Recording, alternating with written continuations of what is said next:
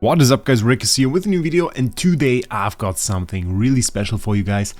As you can see, my Scarlita is Supreme Plus, but at 3 out of 4 on the way to Paragon 1.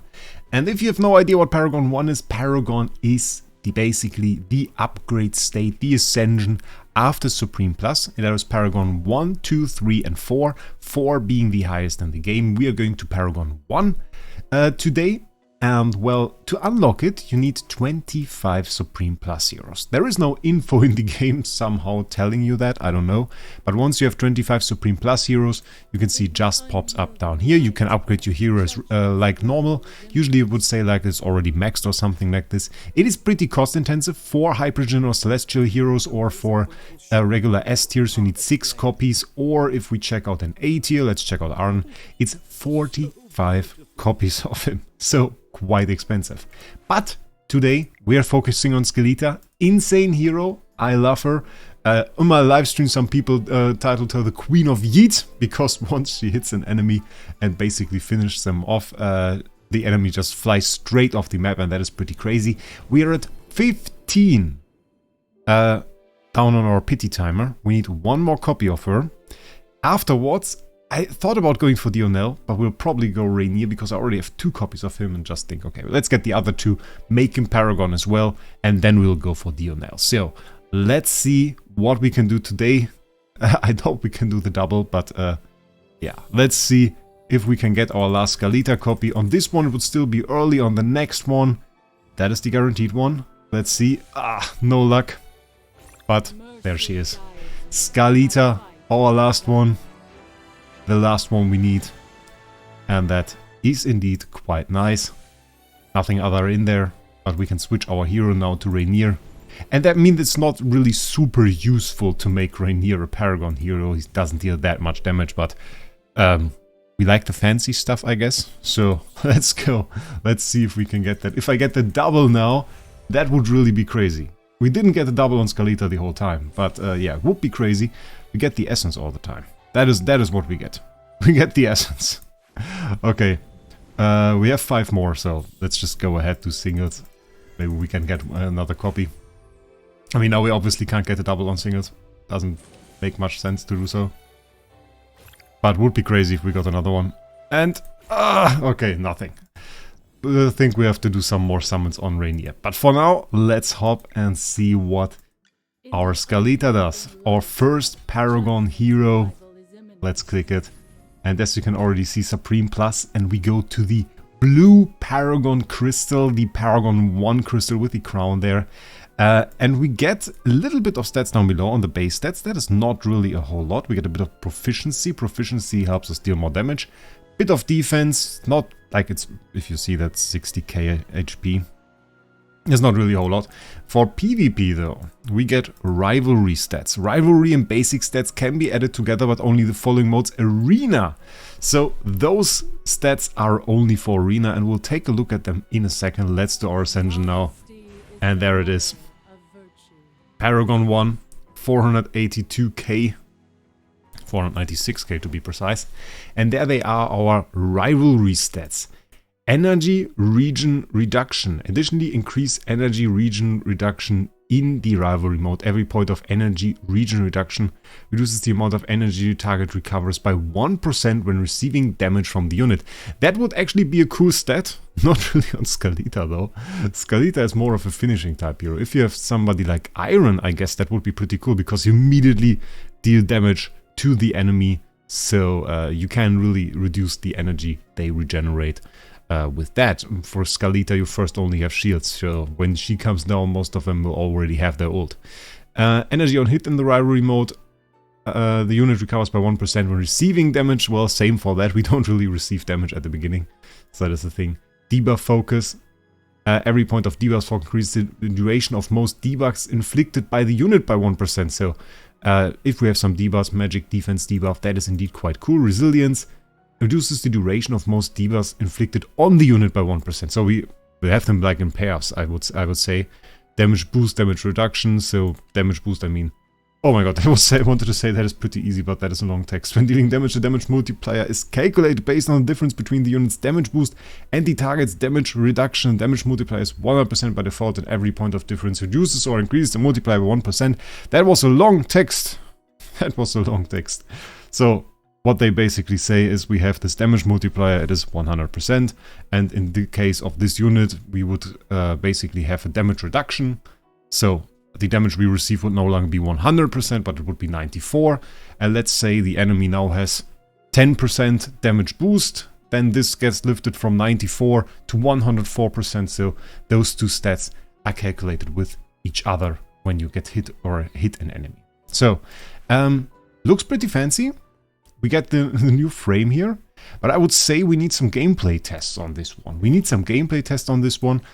We can go into arena. I'm a bit afraid I might get destroyed here. So let's just select one enemy. Let's see what we can do. She is in here. We want to swap that iron over there so that our Ardent doesn't get attacked. And then I would say, let's just see what she does. At the beginning, she obviously doesn't do much, but she should make our heroes a fair bit tankier, actually. Given that they get the Fizz Death and the MDeath from her, because she is over Supreme Plus, actually. And I think we now go back from the double speed. Let's see the nuke. Got the first kill there. Execution is up. And now we got the active skill. And that is the yeet. We got the yeet. Okay, love the yeet. The yeet was actually crazy. I love the yeet if there is like this thorn chain on the enemy. That makes it pretty crazy. I mean, the thing with Scarlita always was we have like the big damage numbers on the other hero, and then you don't really see big damage numbers on Scarlita. But you see kills from Scarlita. She kills a few enemies, so that is always like pretty impressive. We can't attack Sane. I think we can't neither. Can we attack Flauschfaust? I'm pretty sure. I think we have to attack Kane, which yeah, we might get a little problem here. But we will try. Let's see. Because he's strong. Let's see if we can still beat him. I'm not super confident. But maybe we get some magic from Scarlita. Again, around the 70-second mark, I will take the plus times 2 off. Let's see if we can get some damage there. Bam, she comes down. We get a big nuke there, which basically left only Thorin and Igor. We are... Can we get our active skill, please? Please. Okay, we nuked them back. Got the kill there. Now we have Igor and the enemy Rhaenyra. I didn't see that one. Question is... Okay, we got the knockdown. Honestly, knockdown not bad. Can we get a yeet? No yeet. Okay, only Igor and our Thorin.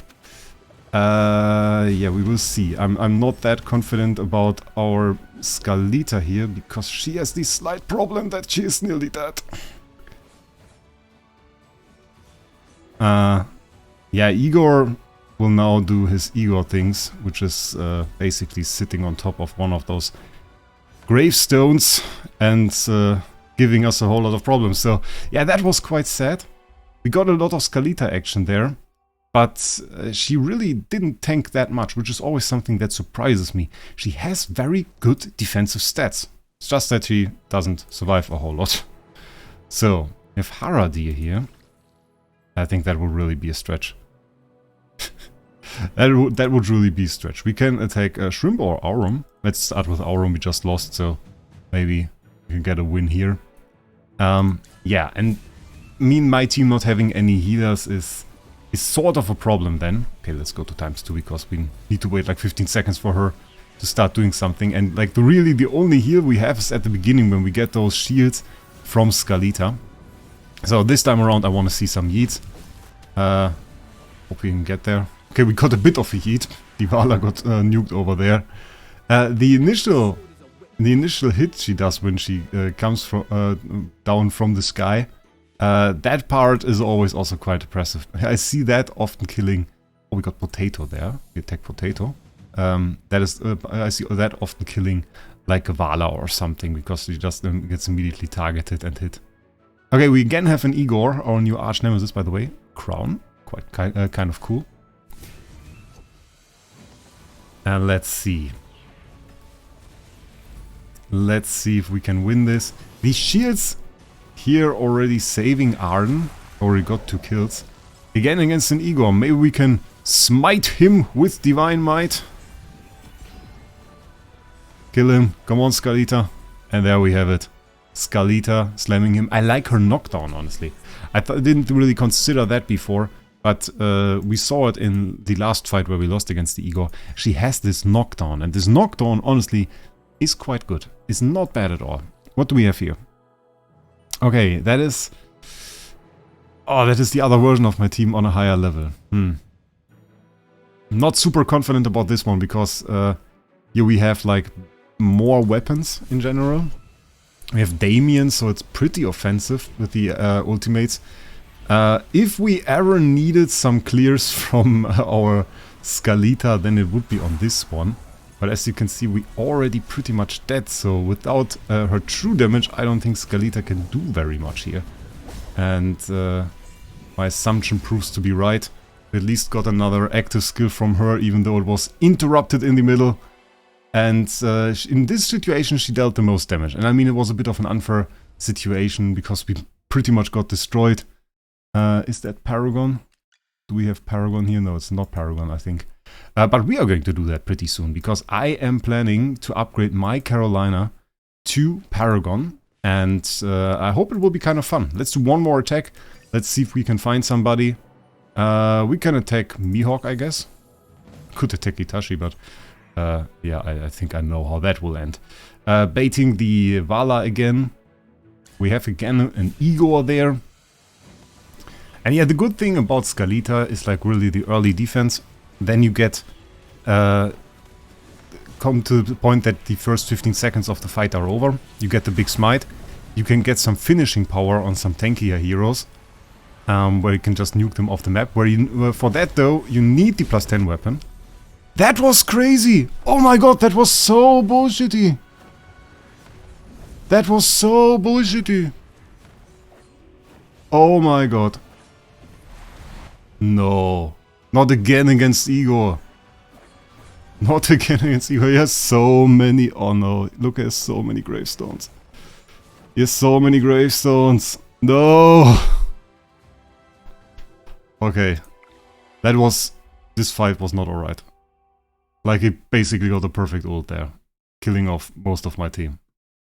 Oh god. RNG. Okay, it's PvP after all. It's PvP after all, you can have bad RNG. Do I like Scarlita? Yeah, I do. Do I think it has a super big difference? I'll be honest, I don't think so. Like, I think if I upgrade my weapon, the last 4 slots, I think that would have more of a difference. Honestly, I kind of think so. And especially in the end game, and when you fight against people of the same power, those rivalry stats, well, they kind of don't do very much, don't they? Like maybe on another hero, we can check that out if that is a little different. We still have energy region reductions, pretty much the same that we get here. I'm so tired. If we fight with the Paragon 1 version of her against another Paragon 1 version of another hero, basically her damage would not be influenced at all. Where that would make a big difference though, a big difference I guess, is on somebody like Marilee. Against, well, against bosses I want to say, no, obviously not against bosses, because that only works in arena. So, I mean, if the people really have the same power as you, it's really no difference at all. So yeah, in my opinion, Paragon, a bit overhyped, I'll be honest, a bit overhyped. I love it on Scarlita now, it's pretty cool for PvP, I think it will be fun for PvE. We can do an Abyss stage, by the way, for the end of this video.